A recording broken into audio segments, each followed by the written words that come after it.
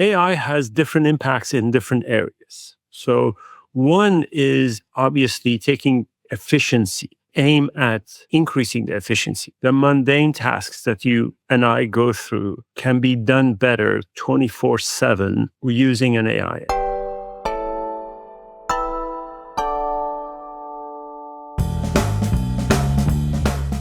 Hello and welcome to this episode of Confessions of a B2B Entrepreneur. I'm your host, Tom Hunt, and today we have arguably the most intelligent person we've ever had on the show. We have Mehdi of KnowledgeNet.ai, and Mehdi is technical. He has deep AI expertise, and we understand more about what AI is doing in order to enable businesses to surface the right information at the right time, which I really think is a key here for the business application of AI. This episode is part of a number of episodes, 3 or 4, where I'm bringing on AI legends onto the show in order to really educate me and therefore you about how AI can be used internally within businesses. So Mehdi is definitely one of these people who can help us all. Quick shout out to Fame for producing this show. If you'd like a show like this, with a host like this, with guests like this, then please go to fame.so, request a proposal, say that Tom sent you, and I'll make sure that maybe I'll jump on a sales call with you if you would like that, or we could have other people in the team do that. So let's jump into this discussion right now with Mehdi. This episode is sponsored by MailTrap, an email delivery platform designed for product companies. Go for high deliverability, growth-focused features, and industry best analytics. Get 20% off for all plans with our promo code B2B Entrepreneur. Check the details in the description below. Mehdi, welcome to the show. Thank you. Excited to be here. So my selfish reason behind this episode is that I think I've been hiding under a rock with regards to AI in B2B, because that's where I am. And I want some AI legends to come on the show and start educating me and the audience, obviously, about what's going on, both from like an entrepreneur perspective, but also from like a go-to-market sales marketing perspective. And I feel like you could be the perfect person here because you have the experience in the entrepreneur experience, and then we have KnowledgeNet.ai, which is like in the go-to-market space. So this is what we're going to dig into, like the impact of AI on our industry. So does that sound like a good challenge? Sounds like you've set the bar high. You set me up. Now I got to run and make sure I clear the bar. All right. So let's go. Let's do it. So let's start on the entrepreneur side. And I think the best thing to do here is for you to introduce KnowledgeNet.ai so people have a context for your experience with AI and as an entrepreneur. This is the type of thing I love to do. So I'm excited to kind of like cover some of these topics. On the entrepreneurship side, started my previous startup with 3 men in a garage, literally here in Vienna, Virginia, and grew it to about 300 people, 17 languages, 30,000 customers before Voice of Siri, Creator, Nuance Communications kind of took it over. And the baby still runs somewhere in the world. And it has grown to be part of a multi-billion-dollar company. Great news, take all that and the team was, let's do it again. And this was before AI became AI. So just a little bit of that transition, we use graph theory to understand conversation and to focus on how do you do natural language processing to decipher a conversation and convert it to a data essentially, and then find nodes within that data because a lot of knowledge is kept within conversation. You and I are having this podcast notes could be feeding into an AI to understand what you're talking about and then make it available, searchable, kind of interactable using the AI technology today. So that's how the transition to AI happened. And it's wonderful to see businesses to take advantage of that because businesses have always have a problem with knowledge retention. I forget what I did yesterday or last week or who I met with. Now, increase that to thousands of employees, a classic case of knowledge retention issues, right? And we have tried to solve this problem using knowledge retention systems, content management systems, and you name it, we've gone through. Now, I think, is the era, and I want to emphasize this is not one solution that's going to solve everything, because we still need ourselves to understand the knowledge and put it into action. I'm going to stop there. That's where we started. That's how we transitioned. Using the knowledge graph, we created essentially a corporate knowledge brain that you can connect multiple elements to it. You can connect your email, you can connect your web traffic, you can connect your LinkedIn, you can connect your CRM. And we have from jet engine connections that we understand the parts to ball bearing connections. So we understand the technology of ball bearing for another customer. And those are areas where the brain is flexible enough. But I'm going to say this here. Do not trust the brain. Trust yourself. Really good context. Thank you. And so what we're essentially saying is that you saw a problem even before like ChatGPT was here about knowledge loss in businesses. And then the opportunity that you guys are attacking is how we can retain some of that knowledge, because there's a massive low value leak for a business. And you actually, Jeff, gave a little cliffhanger for something that I think we're going to talk about later, which is actually we shouldn't necessarily trust the AI that's saving this knowledge. But before we get to that, can you explain, like in an ideal world, what would every business have in terms of like the thing that's collecting the information? Like, what does that look like? And what are the outputs? Like, how would the business be able to use that knowledge to, I don't know, reduce costs or increase revenue? So that's a pretty broad question, which I love. AI has different impacts in different areas. So one is obviously taking efficiency. The mundane tasks that you and I go through can be done better 24/7 using an AI edge. And I can go through a set of those, right? The second area is really understanding and turning that into actionable area. So how do you take that retained knowledge and really convert it for a salesperson so they're better prepared for a meeting, or they're better researching an area, they're better. So that's where the second stage. So first stage is really trying to retain it, understand it, how it works. The second is really going, how do I turn this into action? And I like to say the third area for the, if I may, is really the timing of that action. So retaining is one, helping you to take action, but then when is the right time to take that action? So 3 different areas. I always say my brain can only handle 3 things.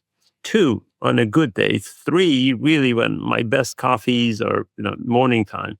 But I want the audience to be able to walk away and say, well, there are 3 things I should be looking at in AI. And so to get to stage 1, are you saying that there's like this AI sitting within the business that basically is sucking in all the digital information, all the data in the business? Like, is that available now? Like, is there a product or service that puts an AI right in the middle of the business, has access to every system, and is sucking all the information in? It is the goal of many companies. I'm a bit hesitant to say, where does it belong? We have CRM applications who traditionally have been, hey, sync me with a bunch of other data, log your information here. But fast they're very valuable. They're not being replaced, but fast they're becoming a fancy database with some sort of workflow around them. And, great for business, great for making sure things happen according to a sequence of things, but not so great for really AI interactive. But every CRM has that knowledge of, the centralized knowledge of. Now we go to ERPs, they're really supply chain and really reach out to other kind of your business critical areas and how they impact your area. So there is, for enterprise level, ERP within the ERP platforms, AI, room for AI to plug in. What you're asking is different. Is there something outside of all this? I mean, I can go on in finance, in technology company, managed service providers. Where does the center of this information belong? Now, if I take this back up and say, is there one area where it can hook into, and it's flexible enough for it to hook into different. And I think this is where digital labor comes in. If there is enough value, ultimately is a supply and demand. I believe in that in the world of business is the supply and demand. If there is enough supply of knowledge across all these platforms and there is demand, digital labor, I call it, then there will be a centralized place, not necessarily in your CRM or ERPs and so on, but the central brain that will connect those two up. Okay, so it's coming. And that's step one, is retaining everything. Step two, I think you said, was actually then presenting information back to the relevant person. And then we'll talk about step three later. So can you just give like an actual example? And I think you mentioned sales. So what's an example of this brain that is being developed giving the sales rep something valuable for them to be better at their jobs? So 60%, 56% of a salesperson's job is actually researching and logging and summarizing and finding ways to get into a company or a particular prospect. Ability to actually cut that down, have that prepared for a sales is an area where it has to do with how well can we do the research, how well can we perform those connections. So I give you simple examples. Let's say you have a LinkedIn network. It's time consuming to go through LinkedIn. We have all done that. Use LinkedIn Navigator, find out who's connected to who. And then what if, and I'm sure people will connect to this, what if you had an AI engine that will do that work for you and say, this is how you connected to Joe here. And this is your best connection to Joe. Now, if I reverse this in this research, I'm going to reverse everything on you, Tom, today. I'm going to say something and I'm going to reverse it. So just be ready, right? So if I reverse this on you, if you had a set of companies that you love to get to, let's say you're a plastic molding company that looks for a particular manufacturer in order to mold the right parts for them, and there is a set of companies that you've identified, wouldn't you love to be able to ask, who are my best connectors to those companies? Rather than going to LinkedIn Navigator saying, how does Tom gets connected to that company? I'll do the reverse on you. I say, I have 10 companies. If I have these 10 companies nailed, I'm meeting my quota. Boom. Who are my best connectors? And then it reverses back in and says, there are 3. How would I communicate with that? Now I'm talking, because now you're going from, okay, winning that account into the steps that I need to take in order to win. Does that make sense? This makes total sense. And so we have all this relationship information in the AI. And so it's then, based on our request, bringing us information that we probably wouldn't have been able to find, or would have taken us a long time to find if we didn't have the AI. Exactly. Makes sense. Okay, cool. And then the third point you mentioned, which I hadn't really heard before, is the AI actually bringing stuff for us to do, or presenting information to us at the right time. Can you give an example of that? And I think it would be useful to keep that in the sales realm as well, if possible. 100%. So there is nothing like reaching out to a particular client at the right time. It is a joy for B2B sales guy. You walk in and they're ready and you're like, yes, right? I got this, right? And there is nothing worse than going to a particular client which says, just wait. Why are you here? Either I already bought it, or I'm not looking for you, or who are you and why are you bothering me? We all have been there 9 times on rejection side, and probably 1 time on, hey, this is the right time when I was waiting for you to walk in, right? This also, quickly I'll jump in. This aligns with how I see B2B marketing. Like if you're trying to sell, I don't know, from revenue intelligence software, if like 100% of your ideal buyers are here, but 97% of them are not ready to buy the revenue Exactly. intelligence software. And so you have to catch them at 3% anyway. But back to you. Exactly right. And I'm here to reverse this on you. Again, why? Because I love to be able to find those intent signals across all this data that we have retained, the knowledge that we retained. The intent data says Joe just walked in and is going through a bunch of webinars who shows that he's looking for that plastic molding capability, or he just filed for introduction of a medical device that needs, and investors are investing in it. So right there, you have signals. Has nothing. So the world without these signals were kind of like the Stone Age for salespeople, where you go with tools that were like primitive, and you try to crack doors open using, stone and sticks. I'm trying to say, hey, look, there is a better way. You can kind of see the right person, find your connection to it, but wait until I give you the signal before you walk in. Nurture them before then, but don't go in there with guns blazing that you have a brand new product. Get it. But in order for this to work, the AI, the brain that we just discussed that has the info from every area of the business, it also needs access to external data sources, I assume, in order to get that information of when this person is filing for the investment, etc. So what we're saying is that this AI brain is also more intelligent than just fucking all the knowledge from your business. 100%. So actually, you don't have all the data. If you rely only on your internal data, or just like many other companies, if you rely on only your external data sources, public data sources, you are going to miss half of the picture. I feel the internal data is even more important, better pathways than external data. Let me explain that. I can get a list from list providers, and there are many out there. And they have now AI, so to be able to find intent signals based on external activities of individuals, right?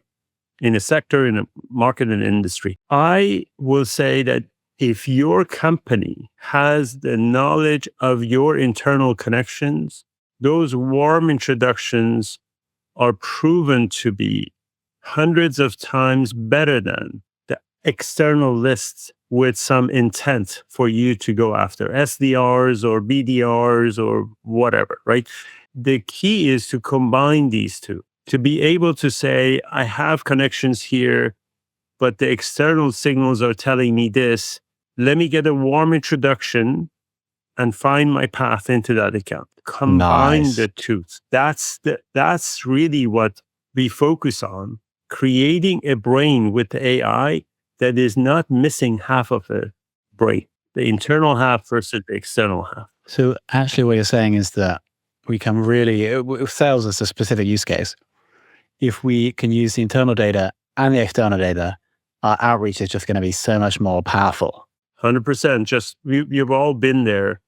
If I knew, let's say, Tom has a connection and it's a strong connection to a particular ideal candidate I'm looking for, and if I had the right intent that that candidate is looking for, then that warm introduction by Tom to my candidate gets me in front of the line.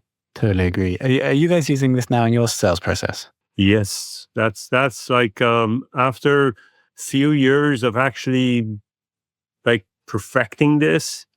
Let me give you a little bit of where we started, where we are. So we started creating this engine that retains knowledge, and guess who walked through the door and said, you can use it for businesses, can't you? The private equity firms walked in first, right? They walked in and said, you know what? I'm looking for deals. I'm looking for connections, and I'm looking for who in my operating partners or in my portcos know the companies that I'm trying to acquire. And we said, yeah, sure. Here's a method. This was the beginning of us finding connections and signals and kind of working our way through that process, right? This grew to, hey, why are we just doing this for private equities? We can actually do this for manufacturers. We can do this for medical companies. We can do this for managed service providers, right? We can do this for recruiters who are trying to recruit for these companies. And it just took off from there. It's amazing how the application of AI knowledge is taking off, and ability for us to close that gap using our resources and our simplicity. Like, one of the criteria that we have used, and I think it's really the key to our success, is that be where the users are. If you are on researching your company, I am right there. I don't ask you to come to KnowledgeNet.ai in order to do your research. I'm saying, click here and I'll tell you what's the best path. I'll tell you where to go. I'll tell you the timing of approaching this company. And in seconds, you actually get that done. Very nice. And so are you saying then that you're actually using this internal and external data with your sales process?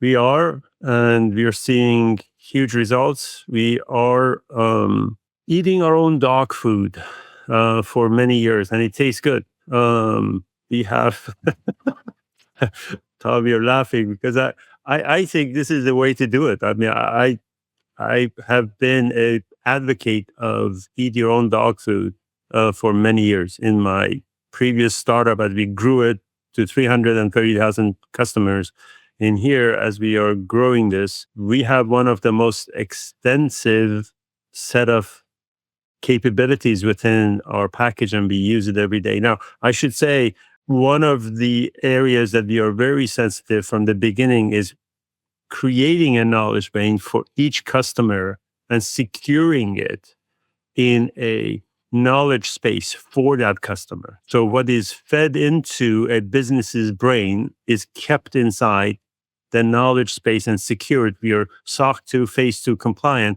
So you don't lose any. There's no leak. A lot of people don't realize when they upload this data or send this, ChatGPT kind of freely, a public ChatGPT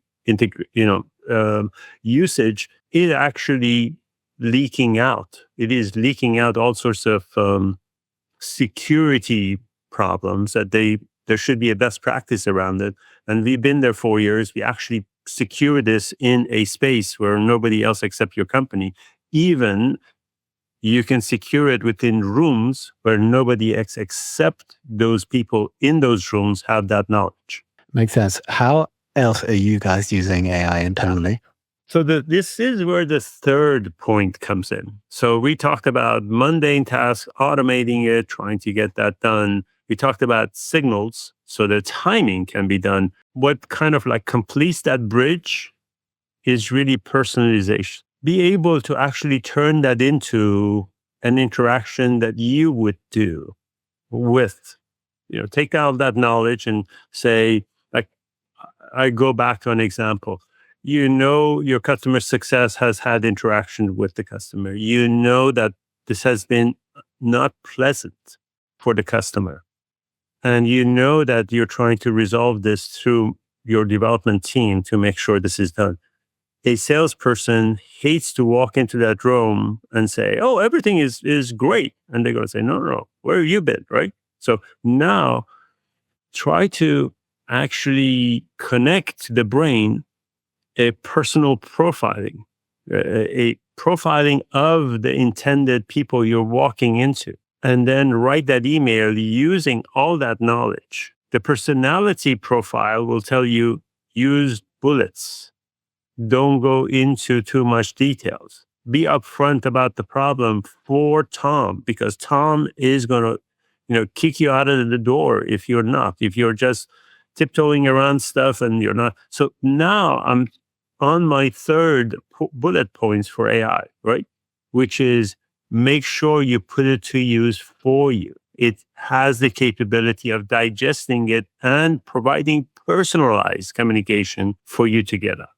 If your AI engine is missing any of these three things, walk away.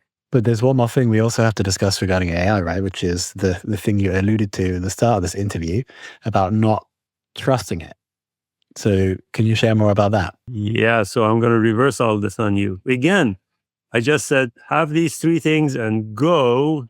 I'm going to reverse it on you. I'm going to say, your audience are probably one of the smartest people around in terms of getting relationships, working those relationships, being trusted by companies and their clients, and being part of their mission. Part of their strength is that one thing I'm going to say, which is critical thinking. We all are shocked by how easy it is and how AI is helping us produce things faster to a point that we are dropping our defenses of asking, is this right?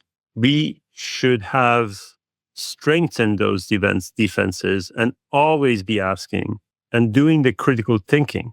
The engines of today's AI is missing the critical thinking. We should actually teach our kids going through college to say, your main thing is actually do the critical thinking of asking the question, why? And ask it at least 3 to 6 times and come back with, no. Yes, thank you for that information. Thank you for that signal. Thank you for that, pathway to that connection that you're looking for, or whatever the AI is doing. But asking, why is this right? Is really the critical thing. Why that market cannot be 10 times bigger? It won't tell you. Why is it that you're giving me a path to go to this corner of the market where I can go to that corner of the market? It won't tell you. So if you are a B2B sales leader, I will say you can increase your value to a corporation with one word. Ask why. And so right now, AI is not really good enough to think critically.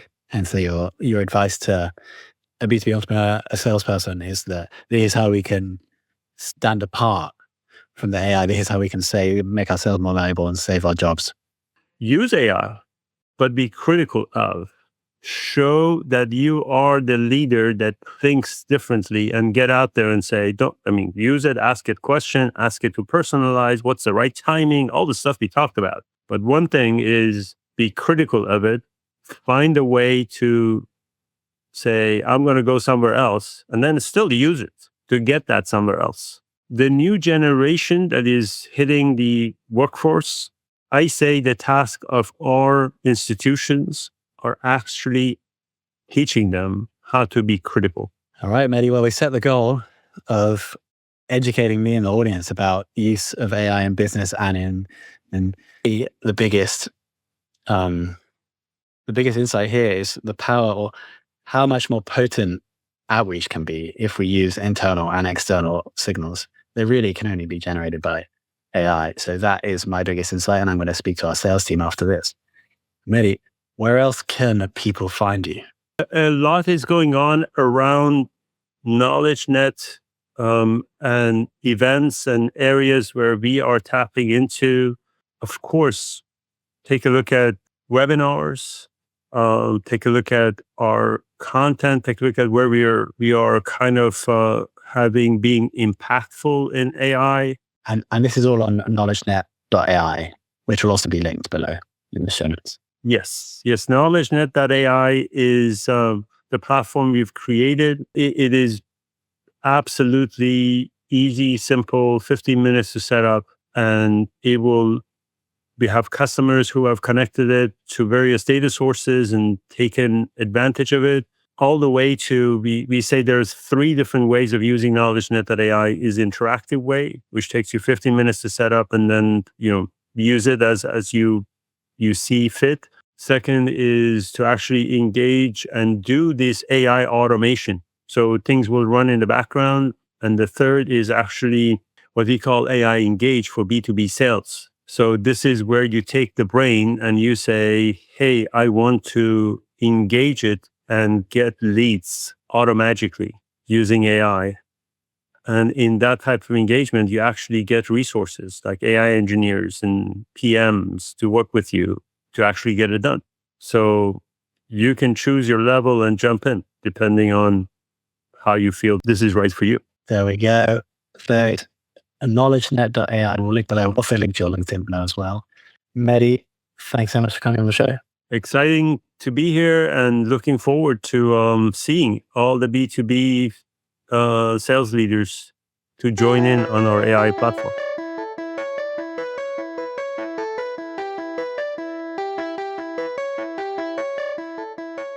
Okay, team. Hopefully we enabled you to understand more about how AI can be used internally or in sales processes in order to get better results, to improve business outcomes. Massive shout out to Mehdi for coming on the show. Massive shout out to Fame for producing this podcast, Fame.so. And of course, a massive shout out to you for listening.